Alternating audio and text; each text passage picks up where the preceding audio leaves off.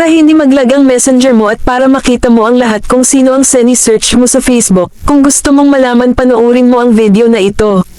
First i-open mo ang Facebook application. Pindutin ang messenger nasa taas. Pindutin ang tatlong linya sa taas. Pindutin ang settings icon. Hanapin sa baba ang See More in Account Center, at pindutin mo ito. Pindutin mo ang Your Information and Permissions.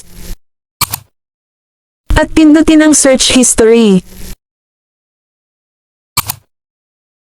Pindutin ang Profile.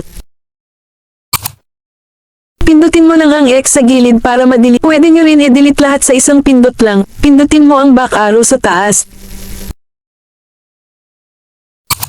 Pindutin ang Clear All Searches. Piliin ang All Time. Pagkatapos pindutin mo ang Clear All Searches. Pagkatapos mag-clear all searches, pindutin mo ang iyong profile para ma-check natin kung na-delete ba lahat ang seni-search natin.